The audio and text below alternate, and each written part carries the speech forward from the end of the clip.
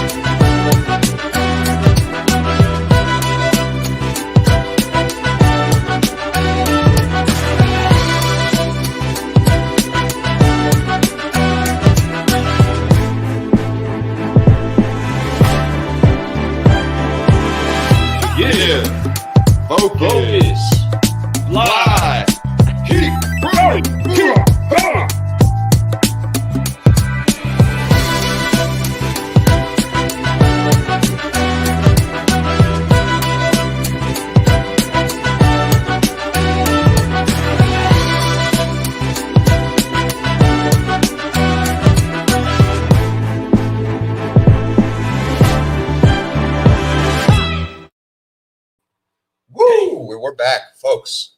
I'm super excited about today. For one, it is our first Brewiversary of this podcast. So it's officially today. 1/20/21 is 1 year of doing this podcast. And we absolutely are so honored to have so many amazing guests come on our show. Amazing guests? Yeah, amazing guests. Like who? Like people that look a little bit like this. Show it real quick. Bam. So now this picture means so much to me. When I look at this, I look at a bunch of solutionaries that are just changing the way this business is looked at. These are people who are fighting to take down these stigmas of bad car guys out there, just treating people like non-humans, just looking at them as dollar signs instead of as humans, and people that need to have empathy, that need to be, their story needs to be heard. When they're buying a car, you got to really give them what they need, right? And a lot of people are out there just worried about the dollars. And these people here, every one of these people, I promise you, do really well, but that's not because they're looking for the money. It's because they're doing the right thing every single day. It's called integrity, and absolutely what we are all about. That's my number one core value. Thanks, Lou. I appreciate the caption.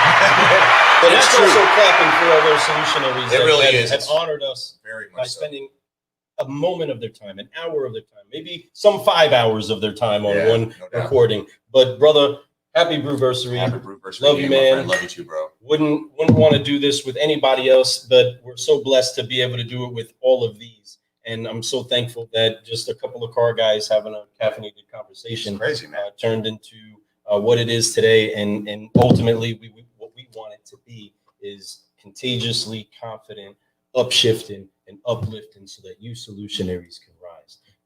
Coming along the way. Speaking of that, Let's talk about what Solutionaries been doing this for a minute. Not just in the car business or in any type of business. He has been doing podcasting for a very, very long time now. When it comes to the podcasting world, because a lot of people, I've seen it, they start a podcast, they disappear. They do it for a little while. They might put an episode that like once here, once there. They're not really consistent. Well, this guy is the definition of consistency. Yeah, he's absolutely the complete opposite of that. His podcast is called the Dealer Playbook. I love that name. What a cool name for that, because that's exactly what dealers need. It's almost like they're coaches, and a lot of people don't realize what they are. When you're a leader, you're a coach. You're coaching your team. You're teaching them a culture of life. You know, you don't just say, "Hey, sell cars." You say, "Hey, are you good at home? Are you good here? Or what's going on? Why do you?"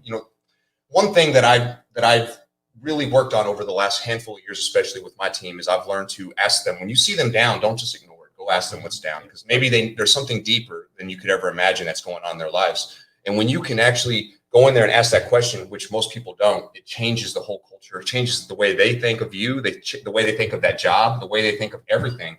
So be a person who actually has empathy for your team also. So make sure you do that, because Michael Cirillo is absolutely the definition of this. When he talks about culture, that's what he's going to tell you. And I'm looking forward to having this conversation, because I tell you, it's second to none. And he's very passionate about it. And we had a little conversation before this. Little conversation. And man, yes. I can't wait to get deeper in there. So without further ado, everybody, we have the one, the only, the incredible Michael Cirillo jumping inside.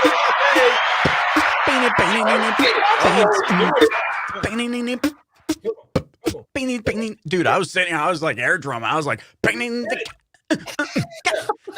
hey, what's going on? I appreciate that. What's going on, my friend? What's going on, man? Yeah, hey, happy Brewiversary. Thanks, appreciate my friend. it, brother. We You're appreciate speaking that. about consistency. I tell you what, man, like getting through that first year and being consistent has already set you apart from, let's call it 1.9 million other podcasters out there and shows. Like, it's crazy, dude, how just, you're right. Like, consistency just sets you ahead. It does. It's the key ingredient to a lot of things. I think that there's enthusiasm's another one of those, integrity. There's so many things that are really big deals to me, and consistency is definitely up at the top, because when you do anything consistent, it's good. Even if it's bad, at least be consistent about that. You know what I'm saying? So yeah, be consistently bad. You know who you are, and that's what it's about. That's a key piece of branding. I mean, period, is that you're getting the same product the same way. What you expect of the product is what you get from the product. Absolutely. And we've been trying to put out there that the product ultimately is a positive mental attitude in every situation, no matter what the storm is, no matter what the problem is. You need to be brewing solutions instead of percolating problems. I agree. And that is something that people want when they get their coffee, wherever it is that you get your favorite drink. You want it to be the same way. When you get your favorite meal, you expect it to be consistently good. And you know when it's off. You know when it's not right.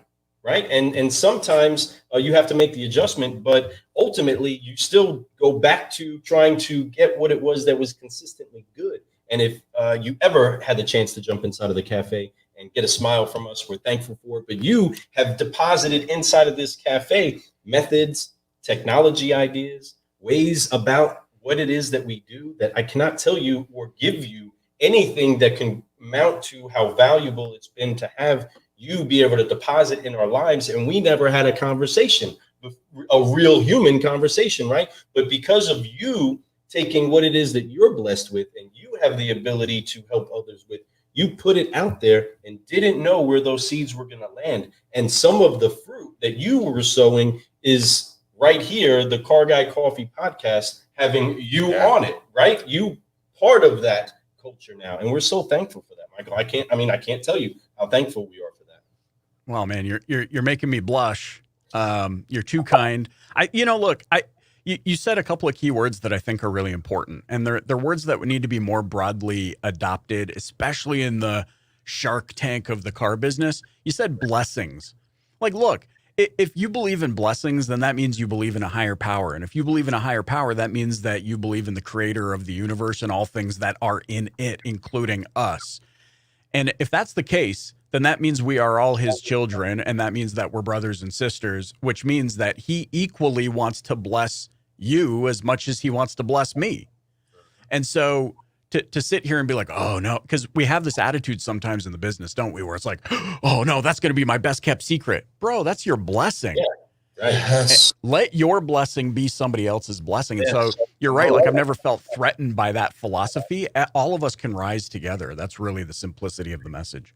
You never want your gift to stop with you, right? No. I mean, today we're seeing history in the making, and that is only going to inspire other women, other people of color to be able to reach for different stars because of seeing one person rise. It's giving faith to many others, and ultimately, that's what we are. Just as much as we want to make sure that people get a message, we ultimately get to a point where we can't be hidden anymore. The word says, what good is a light hidden under a basket? You wouldn't take a light and hide it under a basket. No, you would put it onto a stand so that all can benefit from its light, right? And there's many different ways that translation would go in, but so that it can bring light to many, you put it onto a stand. And ultimately, you cannot hide that light, and you don't want to hide that light. And some people have hidden that light, and now it's starting to get exposed. Now people are starting to get the chance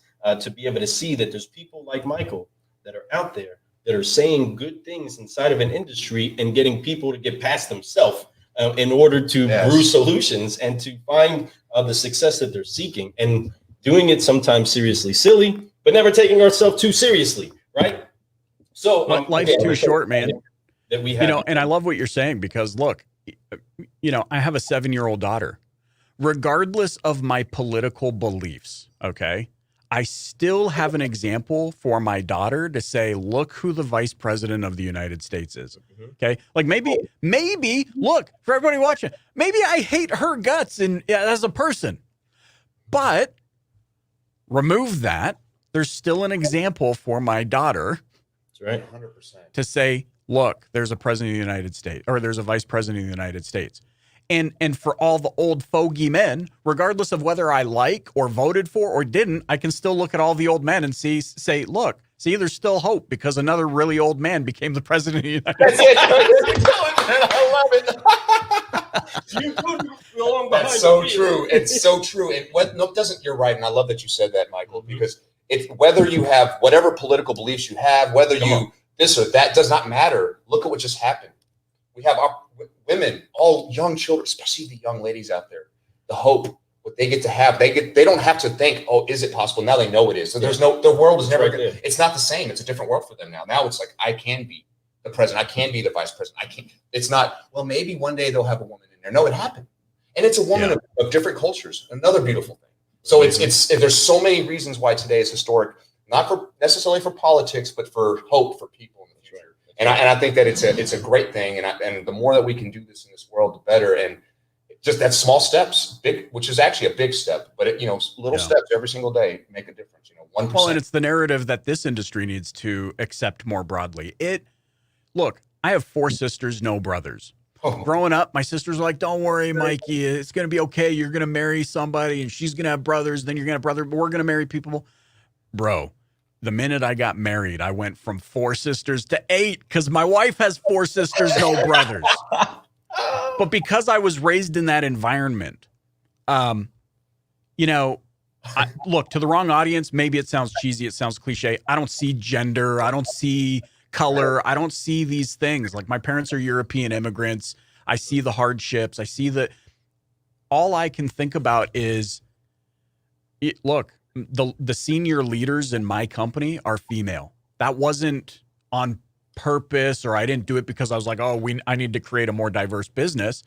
It's simply because I don't see that, like, that shouldn't even be an issue. So the fact that it's 2021, we're still having to fight for women to have a seat at the quote unquote, whatever the table is that we've made.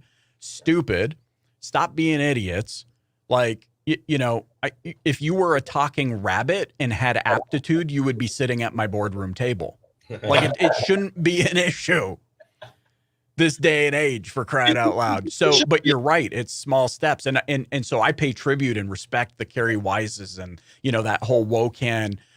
Like, I love Subi Ghosh, like all these individuals that are shifting the narrative, because while I'm sensitive to the fact that there are a bunch of stale old dudes controlling the narrative, right, I simply just want to add my voice to this subject matter and say, y'all need to stop being idiots. Yes. And period. Like, I don't think I have anything to add to that. Yeah. Race, color, religion, creed, ethnicity, I don't care. when you rip open our chests, it's all the same color. I love it. You know what I'm saying? We all have inspiring ideas. And, I actually had a conversation kind of on this whole diversity and inclusion rant that I've now found myself on somehow. I had a conversation with Carrie Weiss. She's a VP at TrueCar.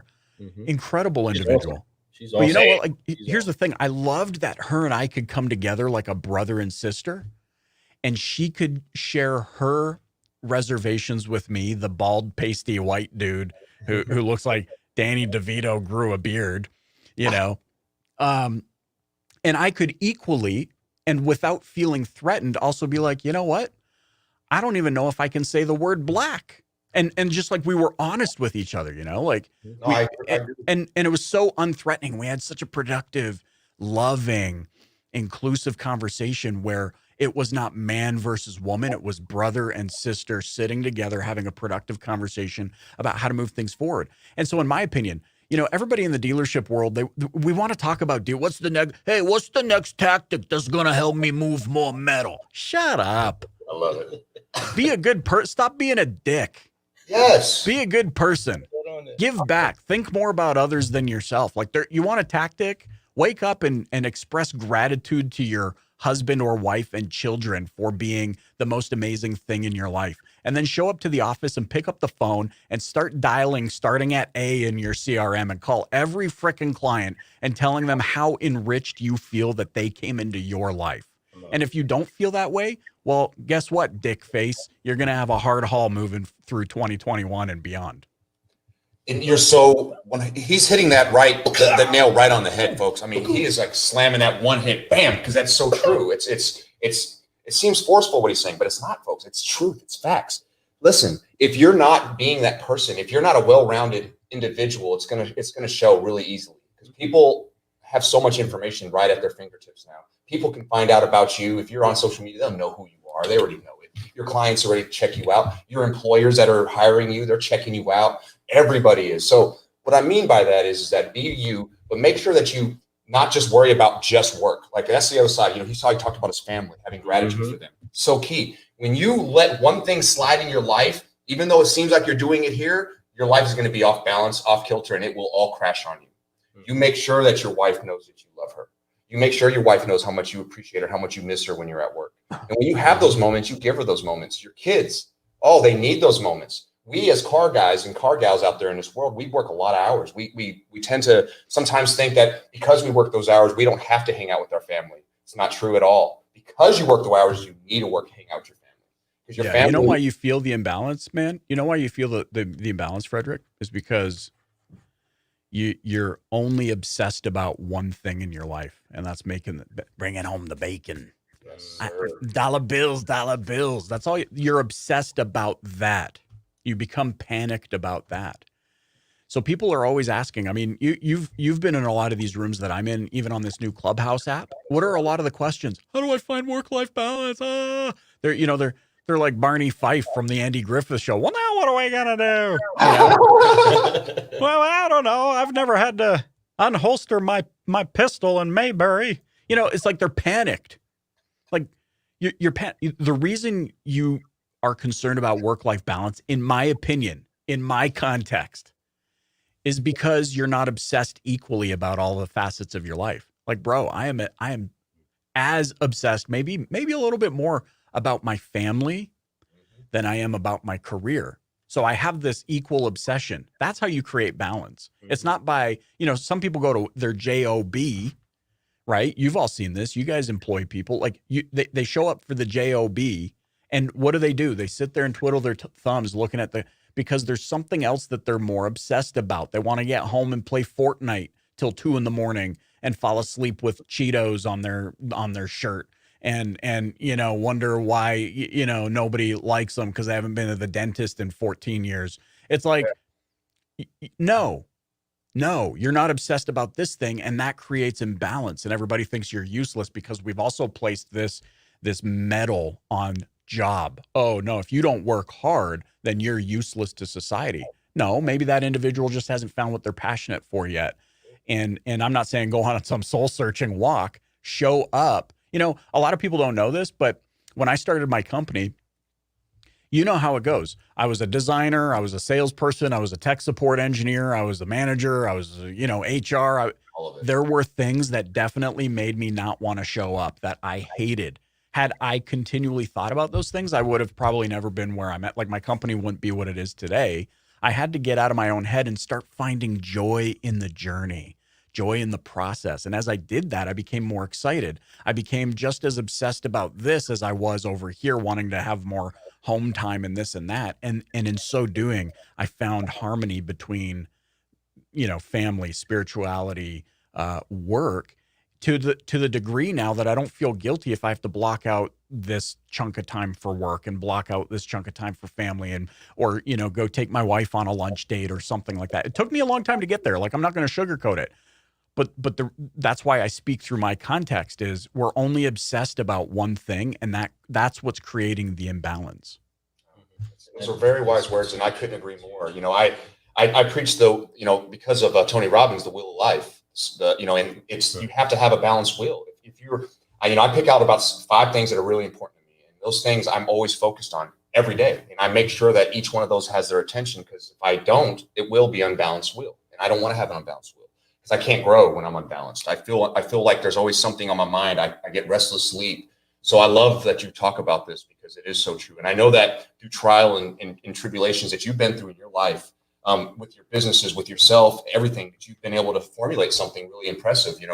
With your company FlexDealer, I think you're doing some amazing stuff, and what you're doing and how you, I've read a little bio on you and stuff like that, and how you went through all this, hiring these type of people, assuming that the resume was what they were, and all those types of things. And by going through that, figuring out the best way to hire and the best way to raise a team, you've been able to make FlexDealer an amazing company.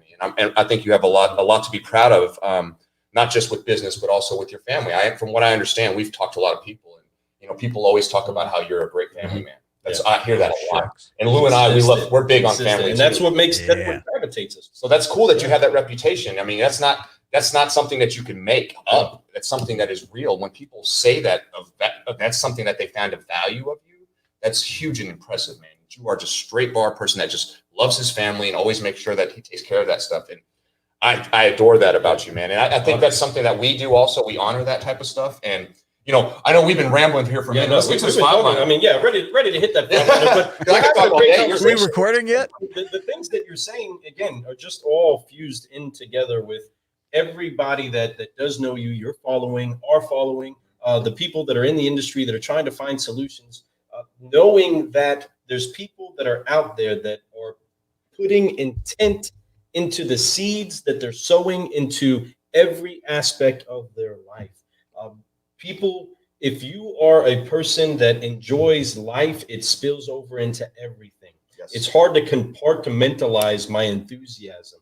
This year has been incredible for Car Guy Coffee, but the victories at my house have been massive, from my son being committed to go to a college, to my putting on a prom for my daughter, to a daughter going to college, to a son in the Air Force now being promoted to a staff. So many huge things have happened inside of the Ramirez household that has nothing to do with what the public sees. Right. And that's what I've ultimately championed the most, and where the victories are inside of our life, because all of the work stuff or the fun hobbies or the things that we do ultimately just complement the part of us that is the core of our family. And if that cornerstone is in place, your relationship with the Father, and then you stack loving your wife as Christ loves the church, and she loves you in response to that, and you love your kids the way that you're supposed to love your kids, you ultimately teach them to do those things on the outside, and then you go live those things out. Again, having the accountability of children will make you step up a notch in what it is that you want to do, right? Inside of your business when you're helping other people out. So again, we're so thankful for the person that you are.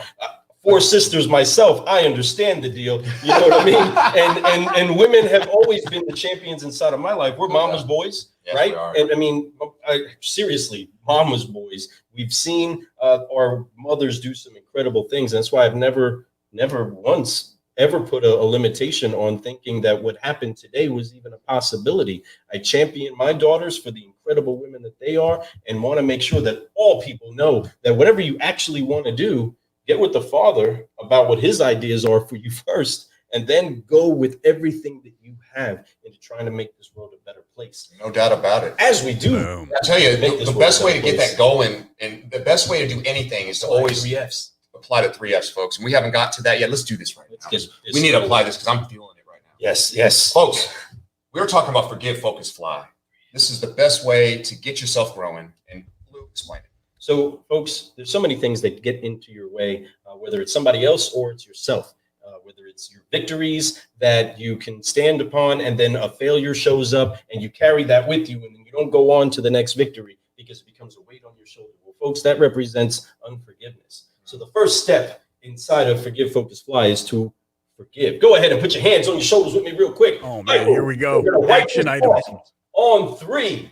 1, 2, 3, forgive. And then once your hands are freed up, you can then focus. Get your hands right there.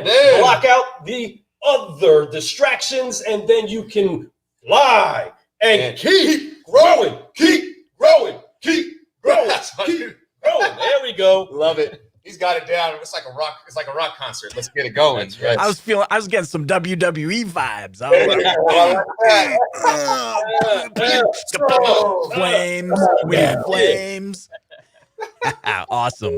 So excited now. Let's go ahead and get on with this 5-liner. We'll get the message from our sponsors weaved into the mix. We'll weave it in there, but I really have to ask this first question, and I think I already know the answer to this, but it's just because I could tell what kind of heart this man has.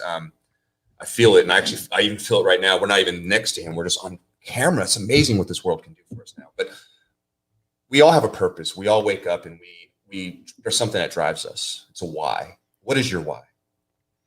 My why is,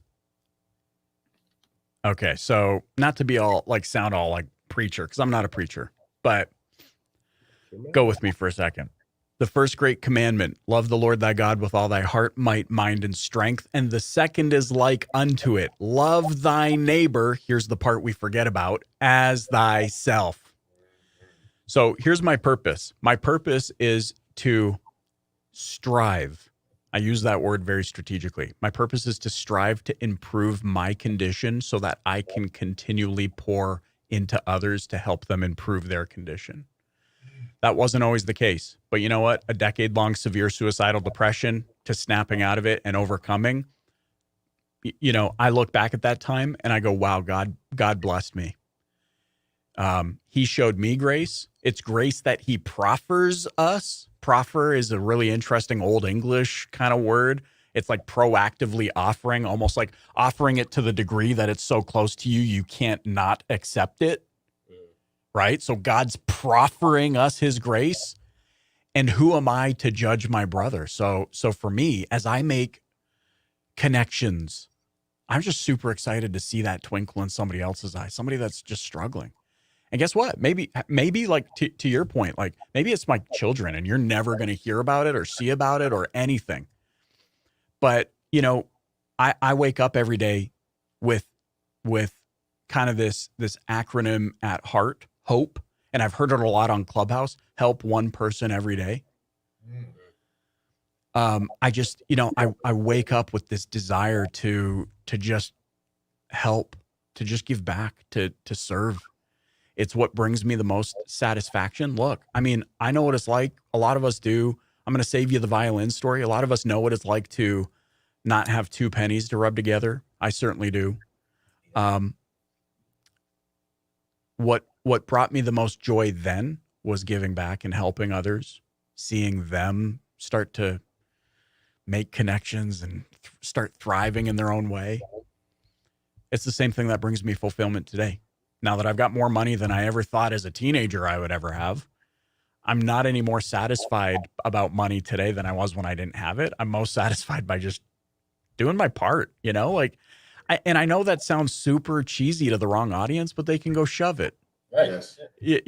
For me, I just, man, it's about legacy for me.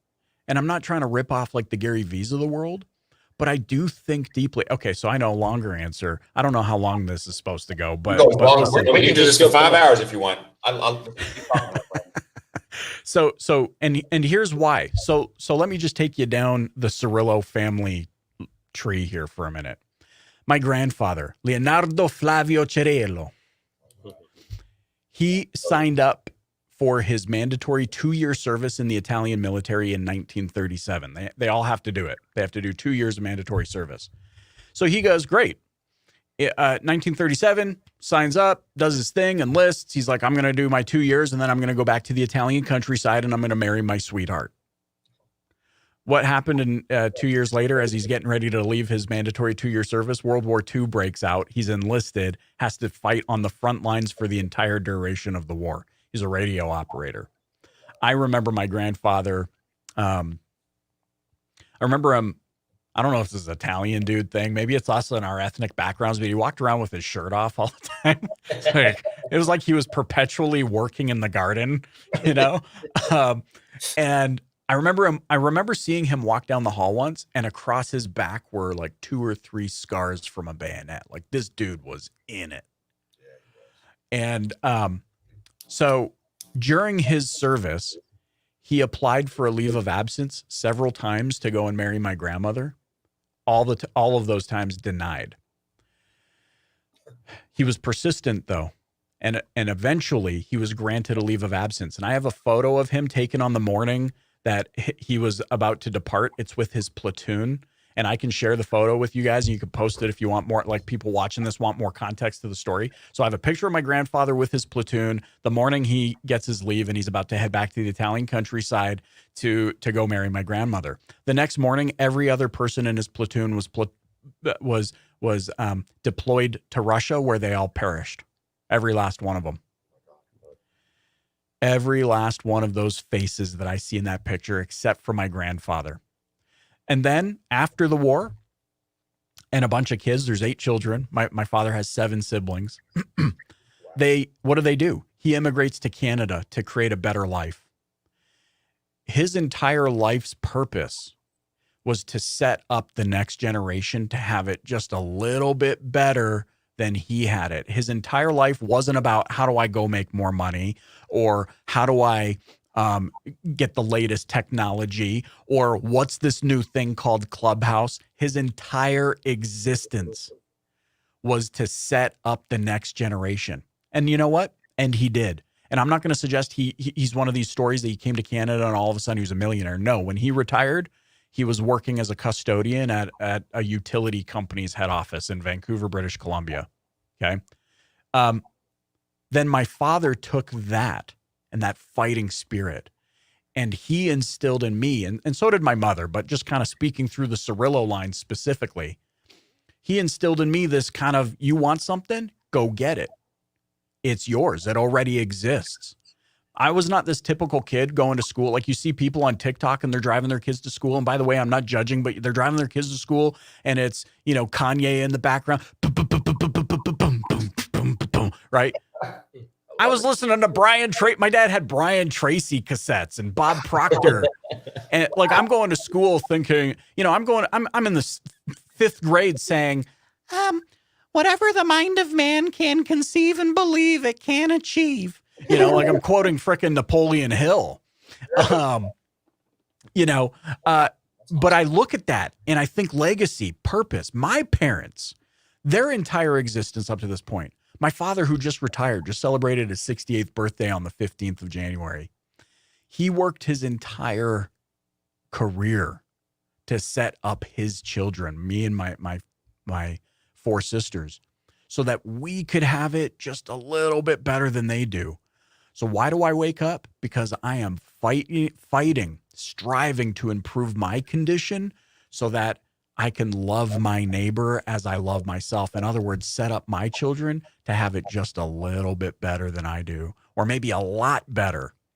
And because I'm experiencing grace and I'm experiencing abundance, and I know where I came from, and that I'm like, come on, guys, you know, I'm not going to be in a Calvin Klein underwear commercial anytime soon. You know, like, look, come on, let's be serious here. The thing is, because I'm experiencing it and have experienced it, I want others to experience it too.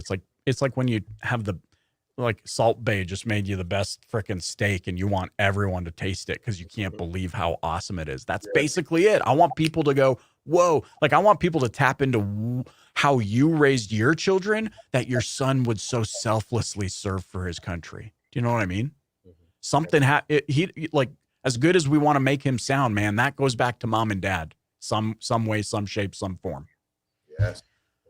We honor that, brother. Wow. That is a powerful why. Whew, and that's why you are so the way you are and consistent. Yes. Folks, take note from that. What I can say is that you got to really dig deep, and sometimes it's a simple why, but when you really dig deep into the simpleness of something, it really gets like complicated, but it's not really complicated. It's a purpose. It's love.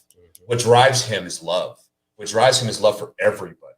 He wants to make sure that we all enjoy life to the fullest. He was raised by people who, his grandparents were immigrants that came over here. His father was having him listen to like growth, motivational type stuff, and which is amazing. And a lot of people don't realize that as young adolescents and teenagers, I wasn't taught that way. My father was not the best with anything much. He was an army guy that got out, and then he blamed everything but himself. And I love my father. And to this day, he raised me. He's a great man. I'm not putting down on my father. I'm just telling you that he did go through some tribulations too. And when he got done, he didn't really he taught me how to be a good father, as in like, love your child, right? Tell them you love them, show them you love them. But when it came to like educating me on being an adult, he was still a kid in his head in a lot of ways, but he did. I mean, I love my son so much because the way my father loved me. There's no doubt about that. And but I learned through mess ups of how to be better at credit, how to become a business person, how that I could become an entrepreneur, or how maybe I could be more than a hourly wage type person who could just go out, and do something. There's so much more to this world. And if you love and you care, because the jobs we looked for were jobs that most of the time I just want to make money. That's like kind of how they raise you up through high school. What do you want to do when you're older? Well, what can I make money in? That's what you're thinking, instead of what do I love to do and how money will come. It doesn't matter. Right. They don't teach you that. They scare you into, you need to make sure you go to college, or you need to find a technical school to go to, or you need to learn a trade really quick, or you're not going to make it in this world.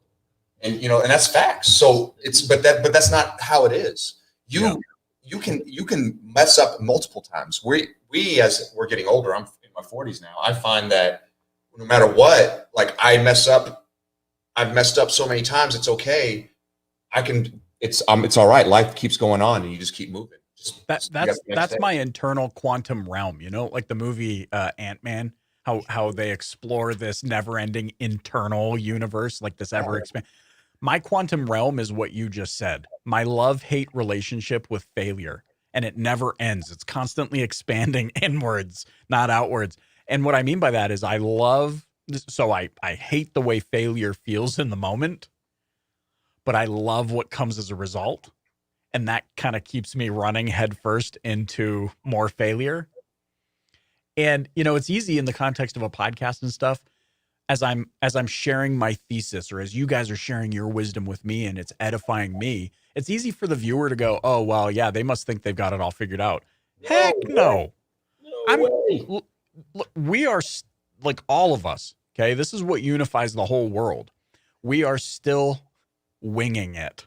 Yes. With varying levels of experience. Like you guys, Lou, Fred, you guys have had different experiences than I've had. And that's why you are able to equally edify and enrich me as much as you think I might be able to do the same for you. I think you're a bunch of crazy people if you think that, but still, But that's how this goes.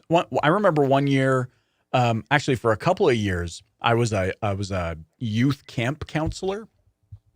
And one of the activities that we would do to show how important unity and community is we'd get all these people. We'd get like 100 teenagers, between 14 and 18 years old. We'd get them all to stand in a circle, kind of facing each other. So I'd be facing the person in front of me back, and so on and so forth. And that would continue in a circle. And then the one of the counselors in charge of this activity would say, all right, now everyone sit down. And everyone would sit down on the person behind them lap. And you had this full self-sustaining circle, like self-supporting circle. Oh, wow. And the object lesson was, we actually need each other. We all need to be united. That's how we support. That's how we all grow. That's how we sustain.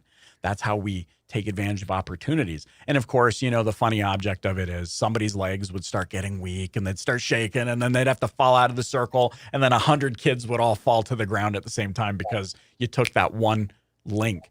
I feel so blessed. And man, like you guys, I'm feeling it too. I feel so blessed that we can just be one of those links in that circle. Just trying to unify an industry that has been so focused on tactics, so focused on what's the word track if they say this? Be a good person. That's the word track. What's the word track if they say this? Be a good person. That's the word track. What if they don't want to buy today? Be a good person. That's the word track. You know what I mean? Like, like, come on, guys. Start thinking about supporting. Stop thinking so much about yourself. Zig Ziglar, the late Zig Ziglar, one of my favorite quotes. One of the ones that really helped turn things around for me. You know, stepping into my pursuit for my definition of success. Help as many other people achieve success, and you'll be successful. That's and it's so true. I love that. That is absolutely one of my top 5 quotes. It's a huge quote because it's such a very simple, short one, but it's to the point. And when you listen, and that's what it needs to be. It needs to be to a point. People need to understand that, and they just need to hear it, because they say when you explain something, you know, even in a quote, when you explain something, if you make it too complicated, no one understands it. So make it simple so everybody can understand it. And he did a really good job. Zig, you know, rest in peace. His knowledge that he passed on carved out a path for us. You know, I talked about how your podcast has carved a path for us to be able to do what we want to do and have confidence in knowing that it can work. You know, and he did the same. You know, guys like Zig, you know, obviously, you know, when it comes to sales, guru. There's no doubt you could tag that name to him.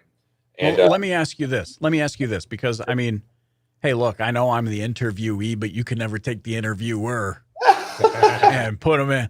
So let me ask you this. What drove you? It's been a year, man. Like, think about this. It's been a year you've been pumping this thing out. I see you 11:30 at night, my time. Sometimes I see you, 6 p.m. I see you early in the morning. Why do you do this? What's your why? Like, what is moving you? Because, like, not to be all Italian and be like, well, enough about you. Let's or enough about me. Let's talk about you. What do you think about me? You know, I'm actually interested in you. Like, what is it that drives you guys to show up constantly and consistently to do this show? Well, I'll tell you, that's a great question. And I'm going to leave that real quick. I'll let Lou finish. I'm going to do a real quick answer. It's actually a pretty easy answer for me. I felt like I was dying, and not physically, but mentally. I felt like I was working at a dealership. I was very successful. I'm still working there. I'm very successful there. We do extremely well. We have a lot of fun. You know, it's all this stuff. But even then, I hated what I was doing, even though I love what I'm doing. I just couldn't find passion for it. But what I found was that I was stuck in a very small pool, right? And I felt like that I'm a big whale and I need to go somewhere else. And not because I'm so great, like you said. I don't think I'm the know-all of anything. No, matter of fact, that's another reason why we did this. Is I wanted to grow. I was not growing anymore, and I felt like everything that I could learn was what I could learn in this little pool I was in. So what we did was I reached out to Lou and I was like, hey, Lou, basically stated that, said, but I have an idea. I want to do a podcast and I want to do it to help change this game, share what we have, invite people in so we can learn, maybe see if there's something new that we can do. You know, it was out of love. It was out of like, hey, I need to grow or I'm going to end up wanting to leave this job. I want to leave. I'm going to, maybe do it in a bad way. So we did that. And I did it to stop dying. I guess that'd be the way to say it, Michael, is that I felt like I was dying. And we started you work in the same dealership, Lou?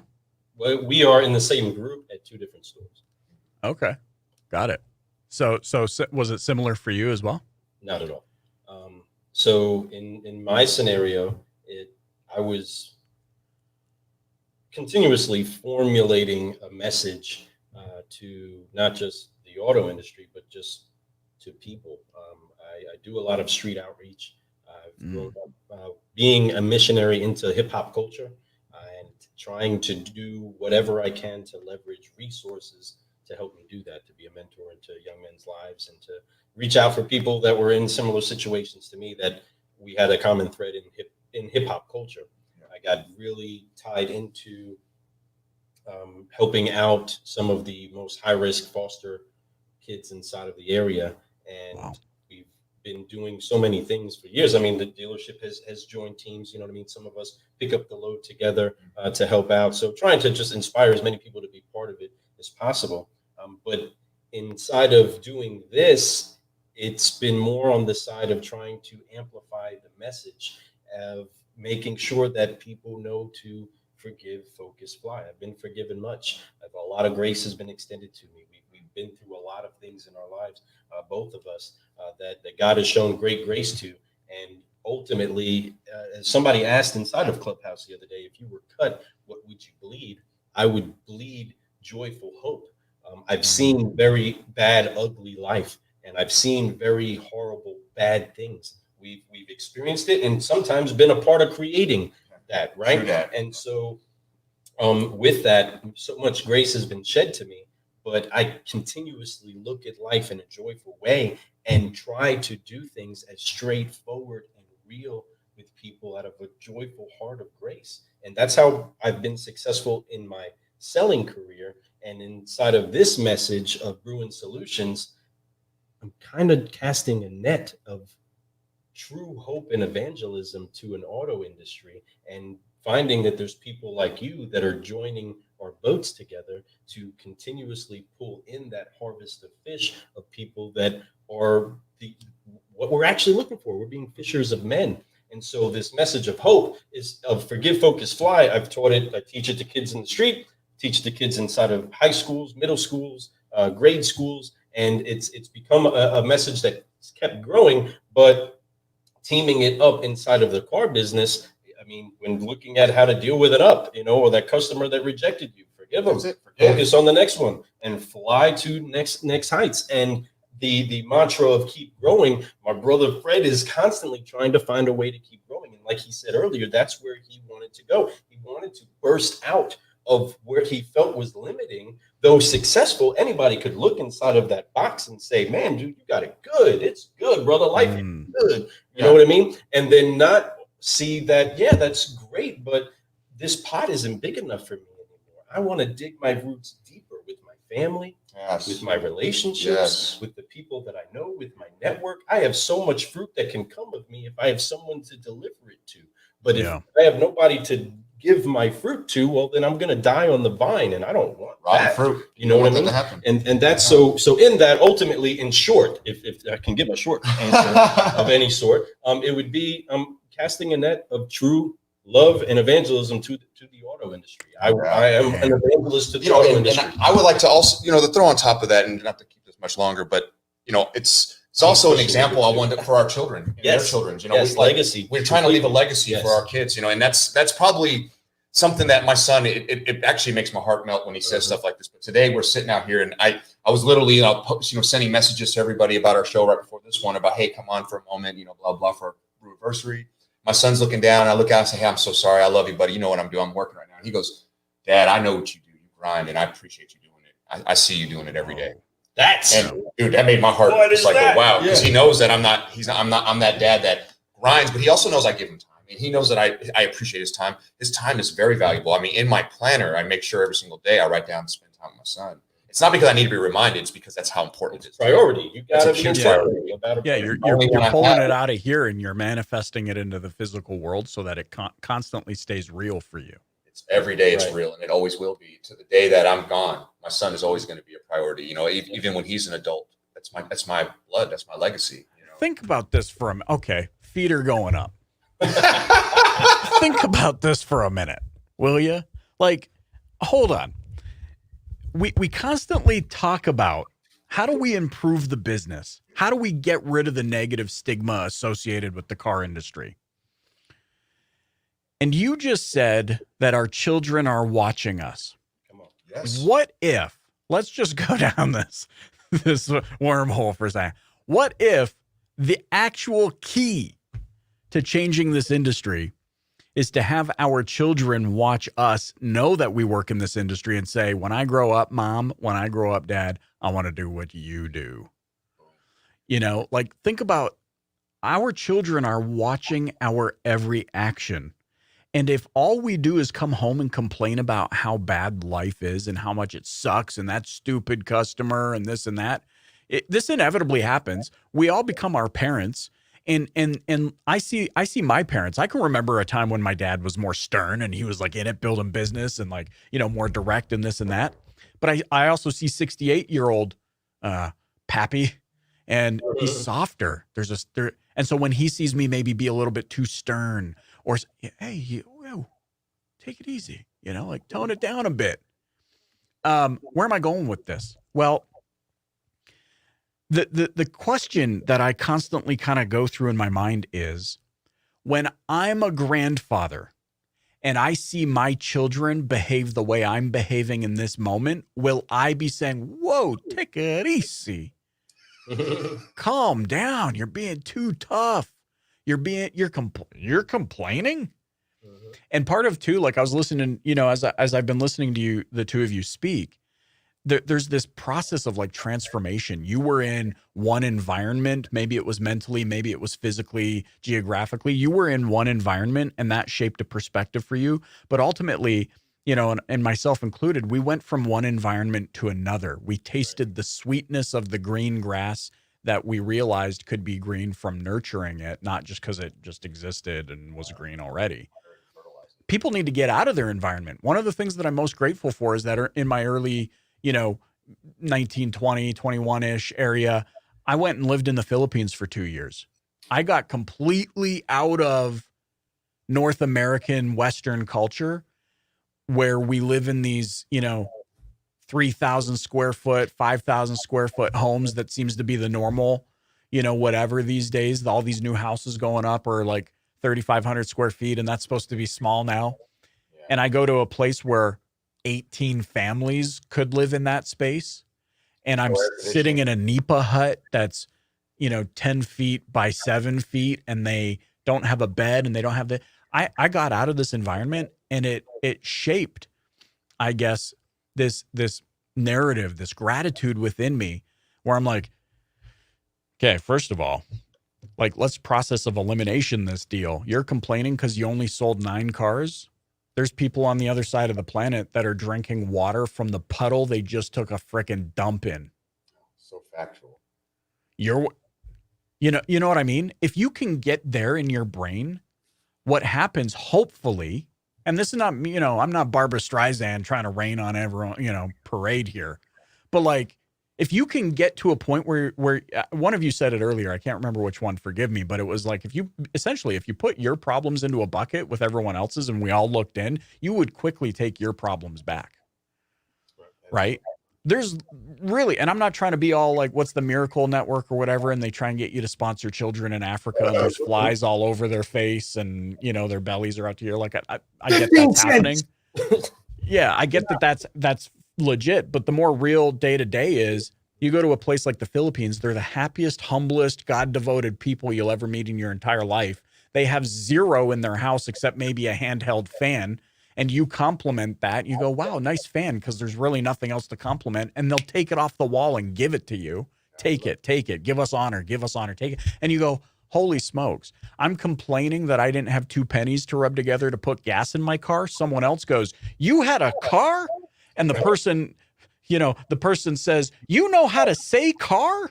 And the person before that says, I'm freaking mute. I don't know how to talk at all. Yes. Like there's this Russian nesting doll of perspective that we need to gain. So we're sitting in this industry, man, 2020 was the worst year. Unknown, this and that. Imagine actually having nothing, literally nothing to complain about and still experience a pandemic. Right.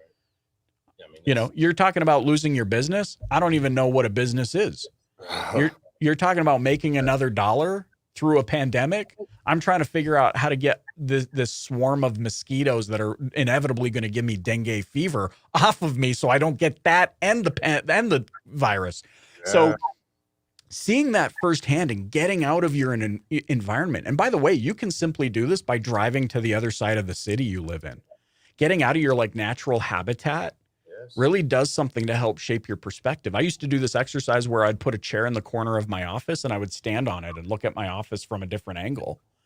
And just that simple exercise about shifting my perspective helped open my mind to finding solutions. Like, this is why I love being on this thing, brewing solutions. Like, forget about talking about all your problems. Let's talk about solutions. Let's get creative. Let's innovate. Let's go deep. Let's innovate inside of, and let's be grateful that we have challenges. By the way, when you're done with challenges, that's because you're 6 feet in the ground. That's when the challenges stop. Come on. That's when you stop. That's it, man. And that's what not growing anymore. And that's, to the root, that's how I felt. I felt like I was 6 feet in the ground until I really reached out. And I'm thankful to have a brother like Lou to jump on and have that much passion, somebody that holds me accountable and I hold him accountable. But we don't even need that because we both are so passionate, But we want this, and we are teaming up as being big thinkers. Some deep stuff right here, man. I absolutely love about solutions. Gratitude, folks. Gratitude is a key thing. That's how gratitude for really breath that you're breathing. Seeing you, Michael, to be truthful with you, it was by way of Glenn Lundy and the relationship that you all have. I mean, that's I'm sure that you value that greatly. But somebody that challenges the entire industry to be purposeful about putting your gratitude in front of you. Like you were saying, you got to write it down, get it out of here, put it here. Your eyes are the windows to your heart, to your soul. Mm-hmm. And it's so important that you take in good stuff, just like you take it in in your ear, you eat good, you taste and you see good by experiencing. And I mean, what an incredible car guy that he is. So thankful for him. So thankful for people that think big, just like one of our sponsors, the Think Ad Group.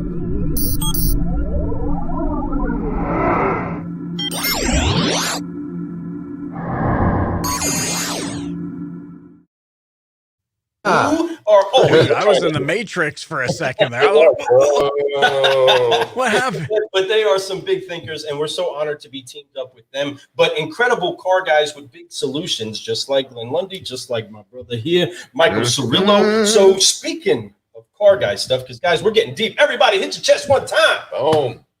Because we are getting deep, just like some caffeinated consistency, hitting the heart and shifting and uplifting the tick that is talking as time goes on. So speaking of time going on and how we got here, we talked about a little bit of ancestry. We've connected some of the dots of how the legacy of growth has occurred. So from a car guy and a subprime hero to Michael Cirillo, how did you get in the automotive industry?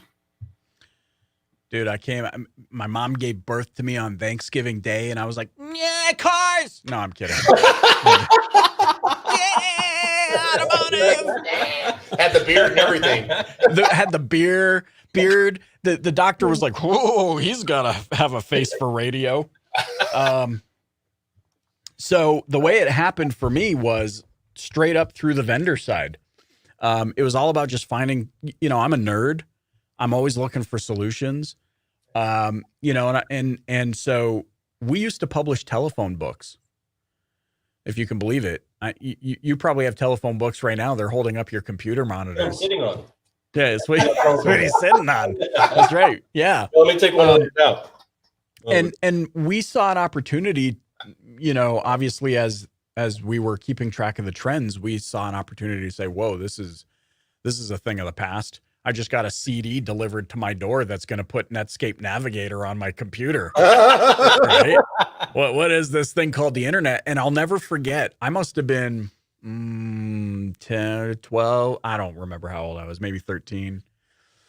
And my dad called us all downstairs into his home office. He had taken our garage and remodeled it, turned it into his office so he could have a space. And he's like, watch this. He turned on the computer and it was like,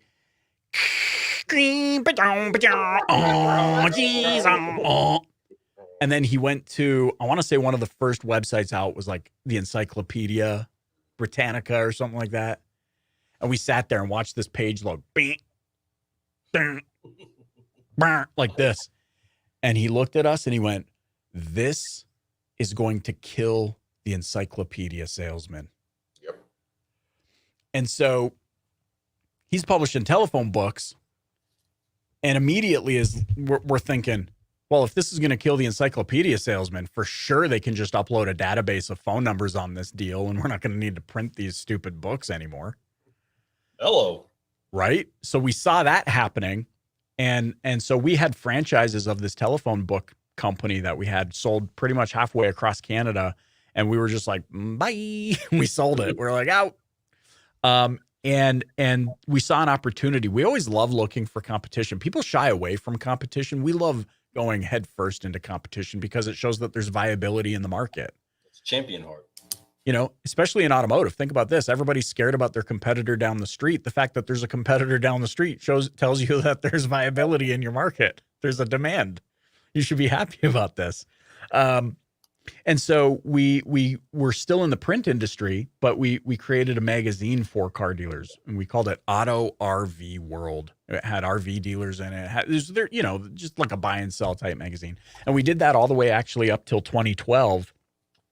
But in 2006, when we really saw digital emerging, we said, well, how do we take what we've learned about marketing and not just take a print concept and put it online? How do we actually utilize this new medium to track consumer behavior in a way that is going to help create transactions, not just leads? Everybody in this industry are a bunch of lead zombies. How do I get more leads? Well, you can spend way too much money buying them from a third party, or you can generate your own opportunities if you just deploy the simple strategies of marketing and consumer behavior tracking with this commodity that they already know they want. Like my 7-year-old daughter knows what a car dealer does. Why are we still spending so much of our time going, we're the #1 dealer in the blah, blah. Shut up. You're in Doglick, Nebraska. You're next to a Wendy's. That's the #1 Wendy's in the tri-state area if you're in Doglick, Nebraska, because you're the only one there. You know? So we took the concepts that we learned about how to move people to action, and instead of just doing what everybody did for years, they struggled and just basically taking what you would do in print, picture price advertising, and transferring it online and saying, hey, we got a website. We're like, oh, nay, we got to move people to action. So that was kind of our foray into all of this entire ecosystem that we've created today. I used to work for this auto group, and I would show up and I would do their merchandising for them.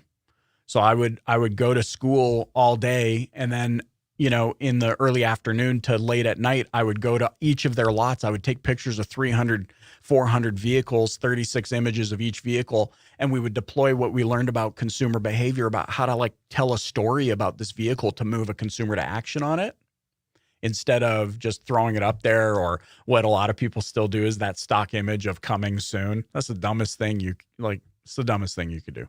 Anyways, so we just learned, and we learned as much as we could about the business to create better solutions. We didn't come into it just thinking, oh, I was a tech guy in Silicon Valley and I'm going to create a piece of tech that's going to help dealers. We really, you know, even to this day, we're just so anxiously engaged in learning as much as we can about consumer behavior and how to map that to the customer buying process.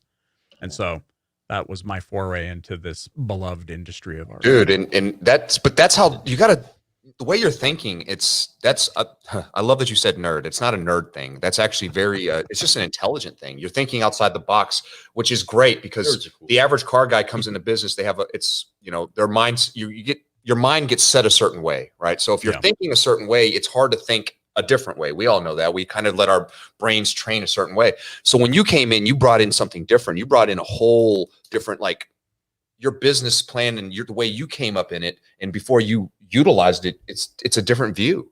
So by bringing that view in there, you changed some stuff up. You made it different. You made it better. You made an experience that other people, could have done, but yet you brought your brew, and the brew was delicious. And I absolutely love that you did that. And it's great that you brought that to the automotive business game, the RV game, everything that you're doing it in. And I think it's, Well, let me say this too, because you're going down a path that I love.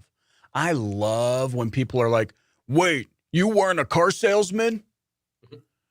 How dare you talk to us about selling cars if you were never a car salesman? Bro, shut your face.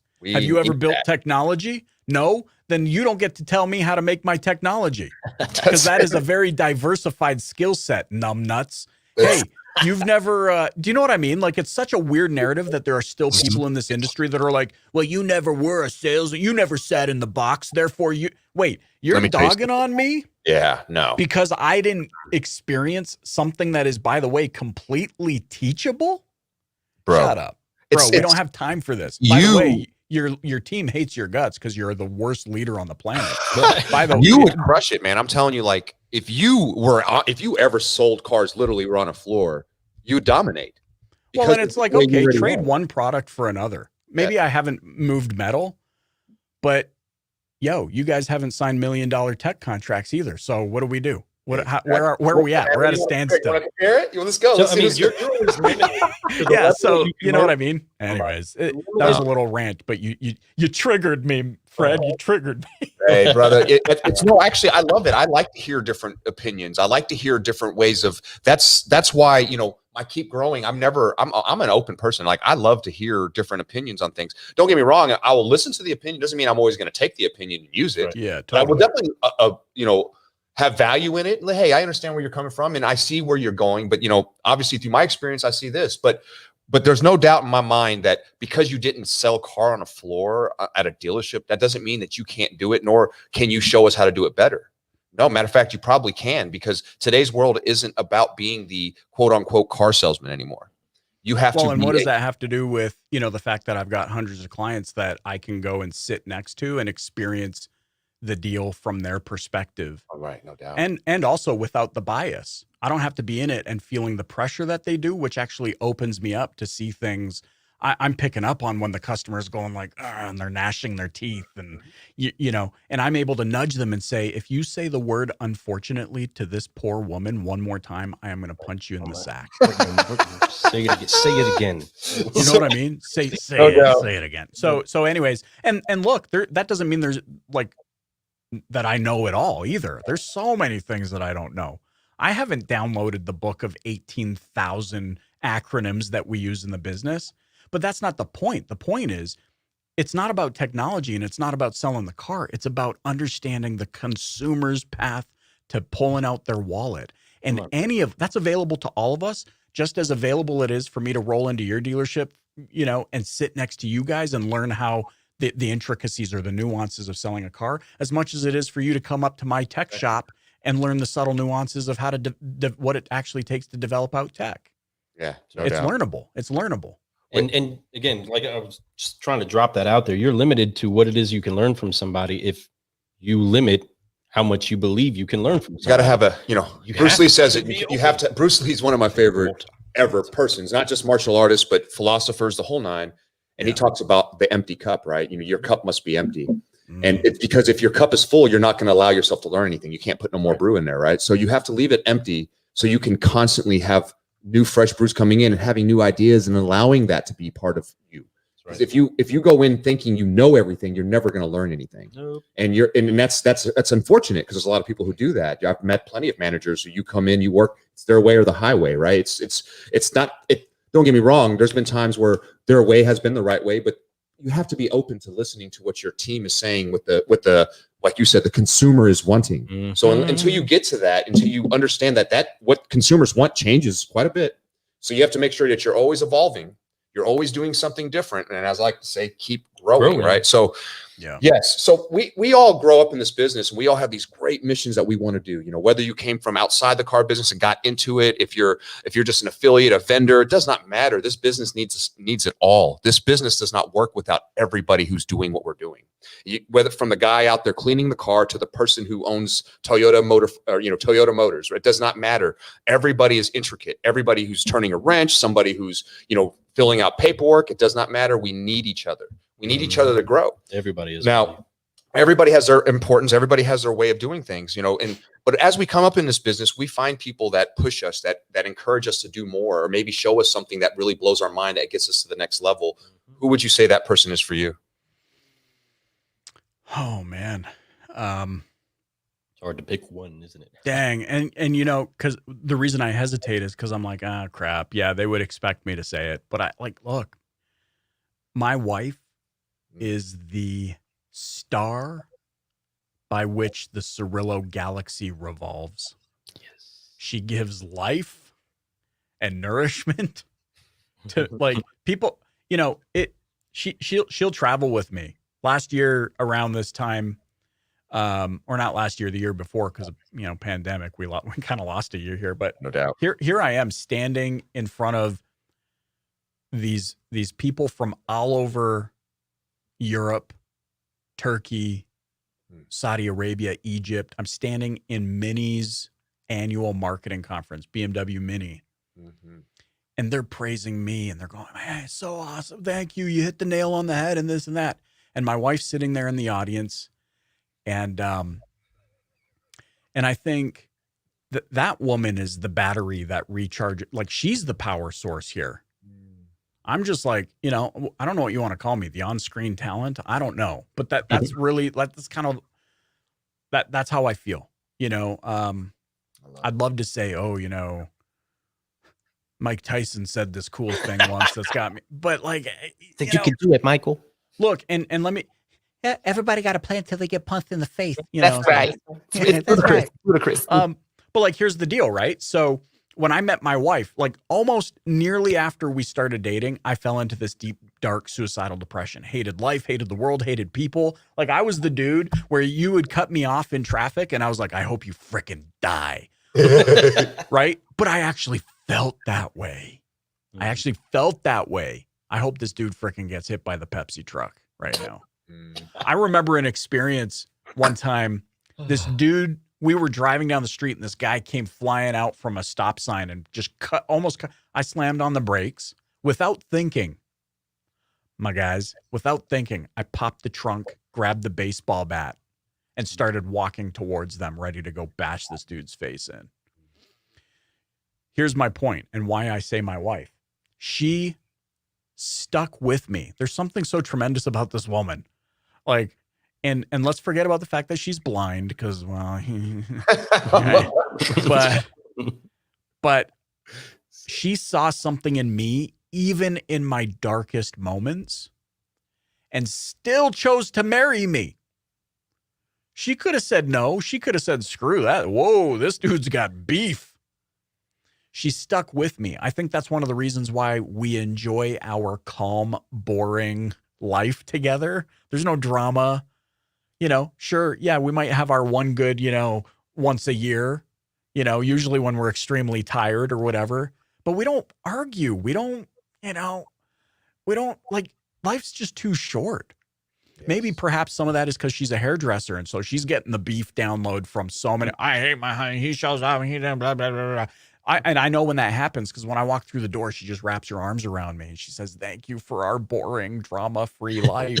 But really, she saw me at my darkest, and we had to overcome something together that she could have been like, yo, peace out. But she didn't. She stuck with me. And I think that created a foundation for us that has given us a lot of perspective. I wake up every day because the first thing I see when I wake up is her sleeping face. And I'm like, okay, the only way to pay her back, and this is how I feel about my parents, the only way to pay them back is to pay it forward. I can't pay back this debt. Why does this woman stick with me? She's also the one that graciously and gracefully told me, hey, when are you going to shave your head? Because our kids are going to start asking why your hair's parting in a circle. I was starting to look like a monk. I was hanging on to this. I was hanging on to this comb over. So she's also my stylist, but anyways, like, I just don't have words. Like, I love you almost sometimes doesn't feel like enough. You know what I mean? Does that make sense? I know how you feel. Yes, so my wife. I love 100%. I mean, consistent with what this week has been saying. That's exactly what Sean Welsh said yesterday. And we completely champion that. We would not be who it is that we are without our wives. And she raised me good. She raised me good. That's right. Forgive, focus, and fly. You gotta have that partner with you, and that's why we are what we are. Again, just like anything in life, having that person see something inside of you that maybe you didn't see, maybe you didn't believe in, and to have somebody so into that, so into what they know is good, and you haven't even seen it yet. And then let that person become alive and let them get the reward for what they've been sowing into. It's incredible to give your wife the person that they deserve to have. And that's been the testament to my daughters, right? Is I'm going to love my wife with everything that I can to show my daughters what level it is that I can give it to. And that I'm going to try to hold these men that try to take the hands of my daughters to an even higher level than what it is that I did. But there's no way, shape, or form that they're ever going to be confused about me and my love for my wife. Yes. Yes. Because my wife upgrades me. She makes me look better just because I'm with her, just like our friends over at Exobar.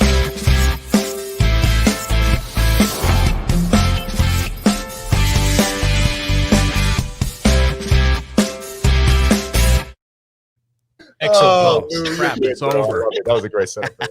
That's perfect. But great partnerships, man. We do. These people are Solutionaries too. Every one of our sponsors. Thank you all very much for helping us make the show continue and be able to make it better for everybody out there. Because it really does. It helps us upgrade. It helps us be able to put the message out as far as we can. So thank you very much, sponsors out there. Thank you so much for that. So getting on to question number 4, where we have so much that's built up to this point. Yeah, and it's a perfect segue because you're firmly rooted, you know your why, you know what you're doing it all for, you know what got you here, you appreciate where it is that you are and the people that you do it with, and you're prepared to continue growing. You identify and understand who it is that's absolutely vital to you improving, because if it all falls apart now, you got your wife and you guys can rebuild from there, right? So if it all goes, we got each other. We'll Bonnie and Clyde this out together. You know what I mean? We're going to make it. We go down together. We rise up together. Ride or die. That's right. It. And as we ascend that hill, there's many challenges that we face. And, you know, you may run into your bout once a year or however often. And usually it is when you're a little bit less you, right? When you're less than your perfect you is when you got the problem with somebody else, usually. Right. Truth. Mm-hmm. So with that, what has been inside of your career the hardest lesson you've had to learn? The hardest lesson that I've had to learn. Wow, that's a good one. That is you know what? I don't think anybody's actually ever brought me on a journey like this with all the stuff we've covered and brought me to this question. The hardest thing that I've had to learn is to not get emotional or to not be afraid of things that are out of my control. I love it. So what do I mean by that? There's one thing that I'm afraid of in this life. Only one thing. This is going to sound super weird. You're probably losing most of your audience with every time I go on a tangent because they're like, oh yeah, whatever, Cirillo, nobody's like that. No, you like, here's the thing. These are the thoughts that go through my mind.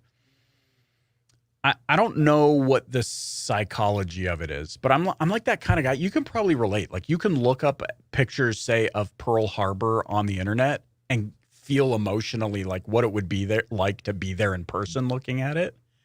I'm weird that way. Mm-hmm. So my wife says, do you want to go to Hawaii sometime? And I'm like, nah, I'm good. You know, like I would be the dude that shows up to Pearl Harbor and annoyed that I had to take a boat to get there. Cause I'd be like, cool. And then I'd want to leave because I can get that same level of stimulation. Same part of my brain I would anticipate is why I was able to call up one of my clients. Actually, I sent him an email and I'm like, do you have this F-150? He said, yep. I said, done. I want that one. And 4 days later, it shows up in my driveway. People go, wait, you didn't test drive it? No, because I had consumed so much about this vehicle. I watched all the YouTube videos. What's the 502A package? What's the, what's the leather? Is it hard leather? Is it soft leather? Is it, I consume so much that I can feel the stimulation almost as if I was already in it. Right. So by the time I sat in my F-150 for the first time, I'm like, I feel like I've always owned this vehicle. It's weird. Maybe I'm crazy. All of that to say this, I feel like I've already emotionally walked myself through to tears, by the way, what it would be like to experience horrific events in life. Wow. Yeah. Like all of us have the capability to do that. What if my kid got hit by a car and perished? Right? That could bring emotions up when you think about it. Yeah. My heart flutters even thinking about it. Yeah, that's a skipper. It freaks me out. It freaks me out just like thinking about it because I can feel the realness of it. Like, what if that happens? Well, guess what? It's also out of my control. Yes, sir. It does not serve me to live in a perpetual state of fear for that thing because I cannot control it. There are things that I can control. I can ferociously teach them to look both ways before they cross the street to go pick up the mail. I can teach them to use their eyes and look around and pause and do a check and look at, is there any movement? You know, I can do a lot of things, but ultimately there's still stuff that's out of my control. So here's the one thing that I'm afraid of. I am afraid of, and perhaps perpetually live in a state of fear of mediocrity. You know, like as I boil it down, and trust me, you probably tell I've thought about this a lot. I'm afraid of mediocrity because I can do something about it. Yes. Like I'm afraid of this idea. Too many people are stuck being afraid of the move their competitor made that launched them into stardom. I could sit here and be like, man, my friend Glenn Lundy came out of nowhere and in a shorter period of time went to the frickin' moon. I could be afraid of that. I could resent him for it. I could whatever. No, I choose to celebrate it because guess what? He taught me some things that help elevate me. But there are people that would resent that, or there's people, you know, that resent me for having a podcast in this industry for 7 years. They resent that I was the first one who did it. Well, guess what? I was the first one who did it because it came on the back of 5 years of talking myself out of it. And so I get more fearful of those 5 years that I wasted knowing I could have done something about it and chose not to versus what anybody else was doing. Brew and Solution, God bless you, like car guy, like coffee pot, because who knows? Maybe you become the biggest freaking podcast on planet Earth and you surpass me. Well, God bless you if you do. Do you know what I mean? Like, does that make sense? Like, it sounds weird. We set your course. But yeah, because I don't know what your definition of success is. So it serves me nothing. By the way, I love definition B. I think it's in the Oxford Dictionary or the Merriam-Webster Dictionary that says success is defined as a favorable or desired outcome. This is why there's more than enough success to go around because all of us have a different definition of what's favorable or desired. I'm afraid of mediocrity because I know there are actions today, yesterday, today, and tomorrow that I can do to ultimately move the ball forward and live life on my terms. And if I am constantly in a state of living life on my terms, or at least have checks and balances to ensure that I am moving forward, guess what? I'm free. That is freedom to me, living life on my terms. Did I have the biggest podcast in the world? Maybe not. Was I happy? Yes. You won. Is your wife happy? Does your wife feel loved? Exactly. Does your children know that they're loved? Yes. You won. I love it. Your children know that they can accomplish anything because of that love, and it's driving out all fear of them ever succeeding. Yeah. And you've won because perfect love drives out all fear. Yeah. And if you love what you're doing, you'll face that fear of mediocrity and say, you're going to have to get behind me because I have success inside of my destiny. It is coming. It is part of who I am. Yes. And I'm not going to allow the limitations of mediocrity. Yeah, I was held back for years. That's great. I held myself back for years in business. I know how you I was feel, man. too concerned about my competitor. Look at what they did. And so I was in this perpetual state of catching up. I'm trying to catch up to them. Well, they got a different definition of success to me. That's why I was never fulfilled doing it. I was never happy doing it. When you put the blinders on like you're a horse in the frickin' Kentucky Derby. That's right. Hey, That's focus. You get focused. You got to get That's focused. it, man. And you're so right. And the thing is like, we can look at other people and we can look at them and, you know, and could you compare yourself? You can. But here's the thing. And I preach this every single day. It's the only thing you have to compare yourself to is what you did yesterday. That's it. You don't have to worry about what Glenn Lundy did, what Michael Cirillo did, what, you know, David Vill is doing. You don't have to worry about any of those people. You can learn from them. Yeah. You can grow from them, and you can share with them, and you can do so much by watching what they're doing. Don't get me wrong. You want to take notes. You want to see things like that. But at the same time, you don't have to be better. You don't have to be the same. You don't have to be worse. You have to just be better than yourself. And how do you help? Period. Right? How do you change? I mean, cheer them on. Give them a like. Yeah. Give them a I share. love them all. I love every one of you. I'm fans of everyone, and I would be the fan club member and all that stuff for everybody if they had one. You know, I'm just saying, like, it's true. I learned so much from each one of y'all. I learned like the confidence feel, the way you all speak, and it's like what you talk about. It's those are words like those names I just brought up, those are like big names to me. Y'all speak from the heart. Every one of y'all have, you know, you're faith-based. You all are like people that encourage other people. You don't hold other people down. Not one of y'all do. There's nothing but love that you guys share. And, you know, that's elite. It is elite. Right. And I love it though. And I'm so fortunate that you were here today. And, you know, the one thing is that we all do this and we work so hard and we have these bad times. We have all this stuff happen, but we don't, you know, a lot of times we don't celebrate the great things. And a lot of times we don't acknowledge the great things. So what I'd like to ask you for the last question tonight is, what has been your greatest reward from all the hard work that you've put in, especially, you know, in business side? I know there are some great rewards home, and it probably all relates because they all do. Right. But what is your greatest reward?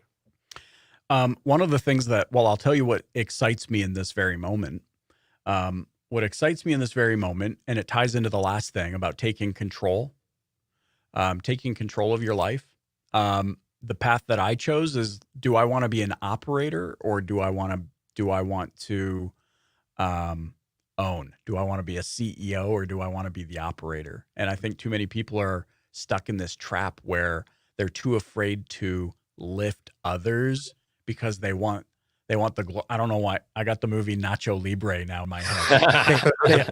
By the way, my favorite movie on planet Earth. I freaking love that movie. But what does he say? They want a little taste of the glory. See what it tastes like. Dude, I don't freaking want any glory.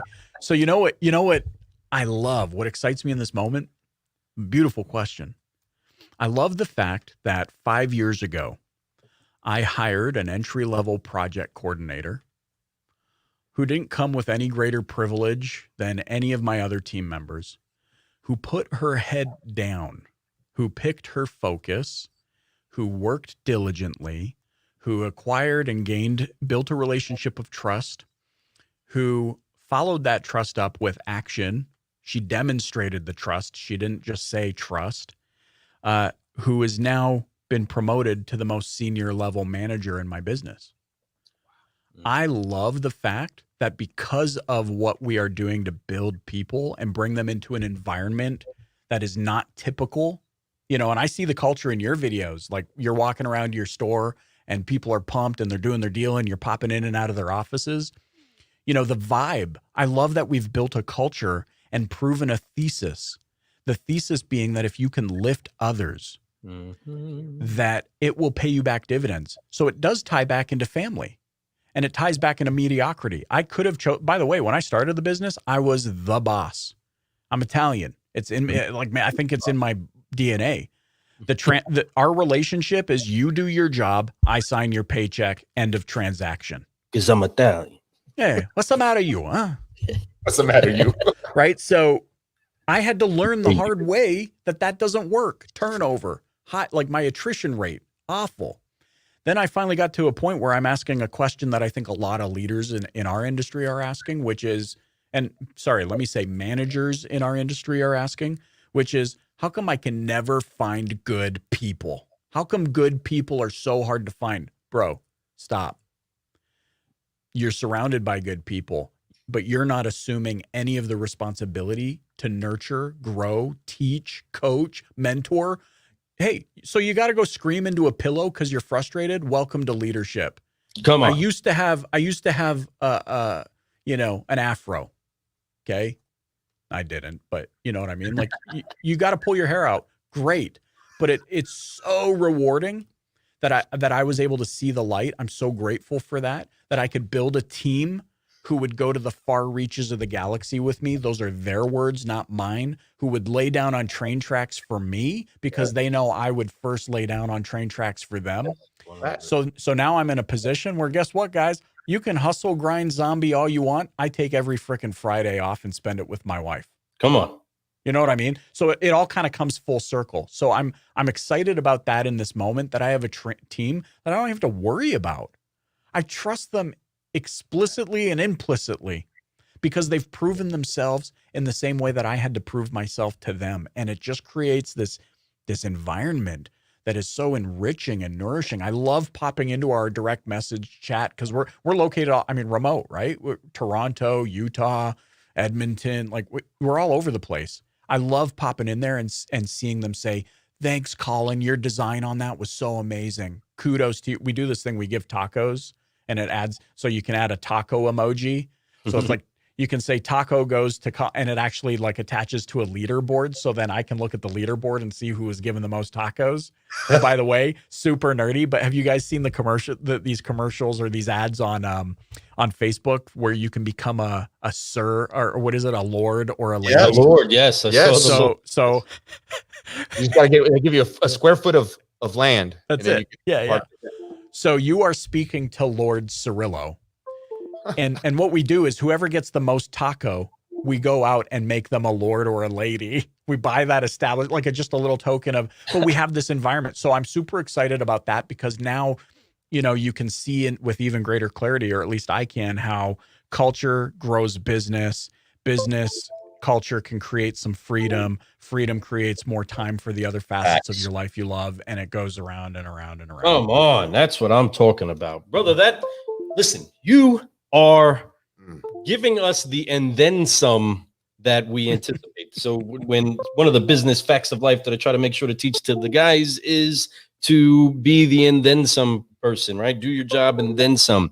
This was going to be a great interview. I already knew that, but it's the and then some great conversation that we had before we turned on record. Great conversation that we are having as we get into this. And I've completely lost the time on it, but folks, and solutionaries that are out there, and those of you that are actually listening and want to really uptick where it is that you're going. If you're watching us right now, you're usually pretty much part of that culture already. You're probably already somebody that's trying to improve the others around you, and you're enjoying the enrichment that comes from other people like Michael and all the other solutionaries that have jumped into the cafe to share a cup of coffee, a conversation, and cultivate relationships inside of those connections that help you to lift up those that are around you.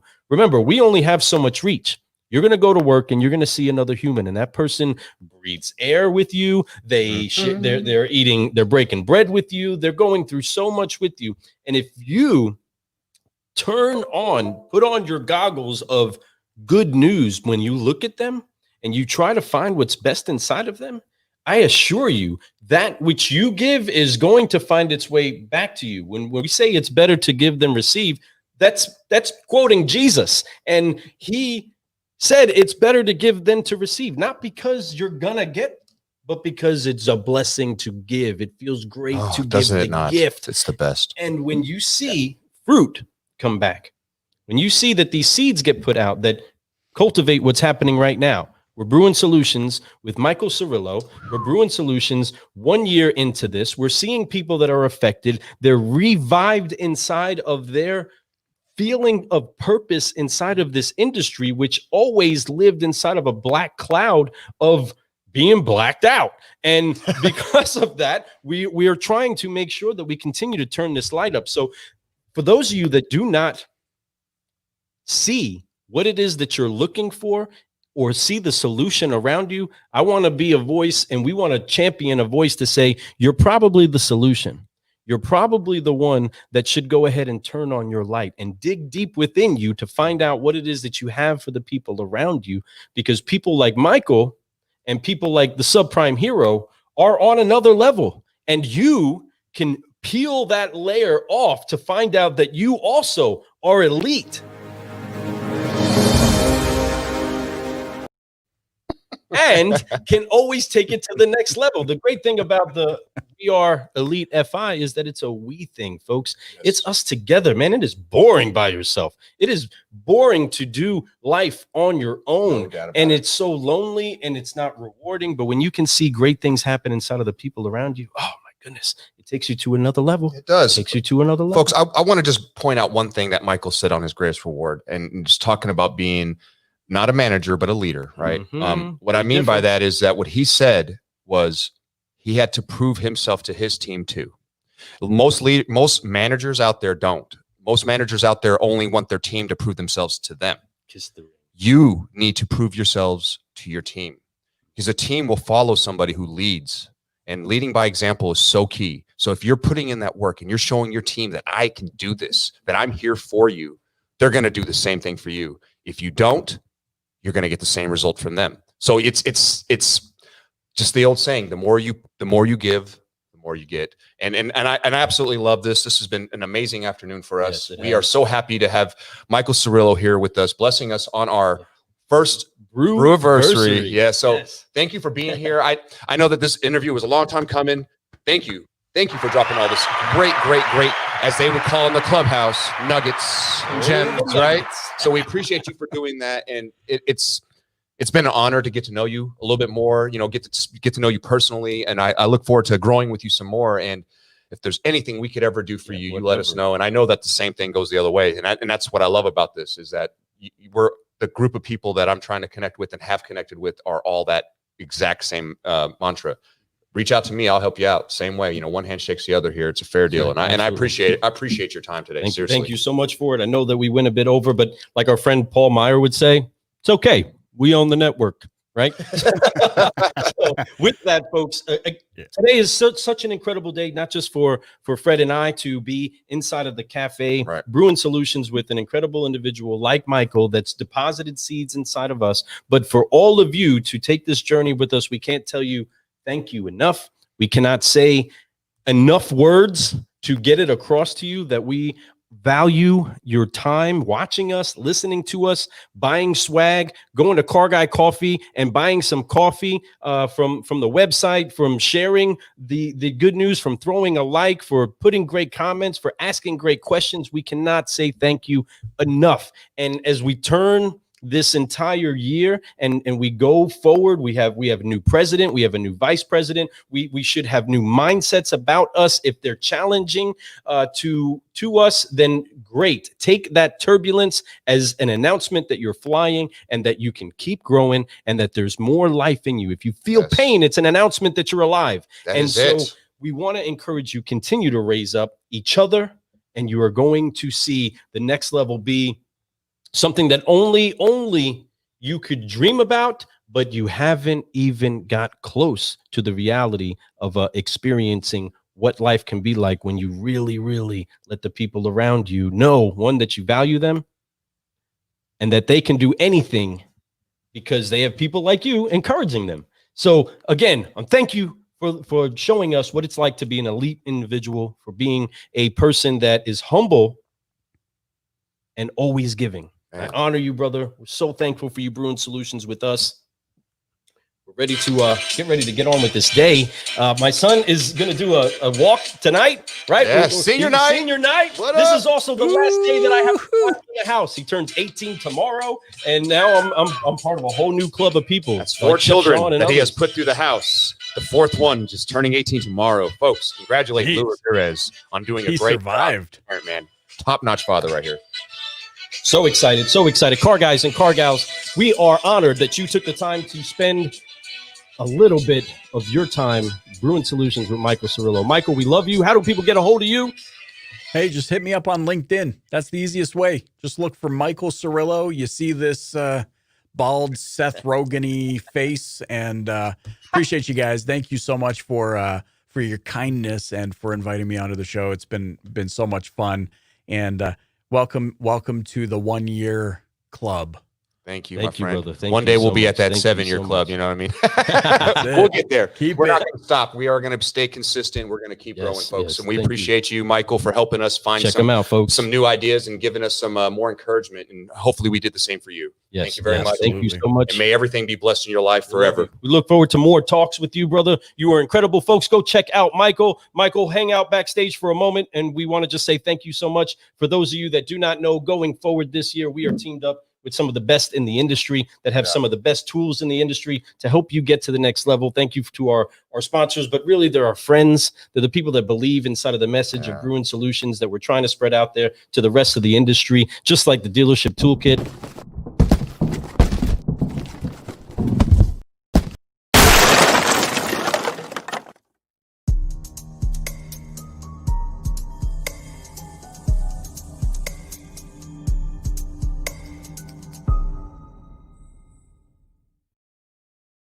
those at next sale. We're just so thankful that we get the chance to team up with people that believe in helping others with the company, that they get the chance to lead into an industry where Brewing Solutions is the standard, folks. If you're drinking coffee, you should be drinking Car Guy coffee. If you're a car guy, I'm just saying. if you want a caffeinated consistency lifestyle, you should be drinking Car Guy coffee. I'm just saying, going forward, folks, it's going to be the standard that forgive, focusing, and flying is how you keep growing. So we want to make sure that that message gets out there. Share this around. Again, thank you so much for spending our Brewiversary with us. Happy Brewiversary, dog.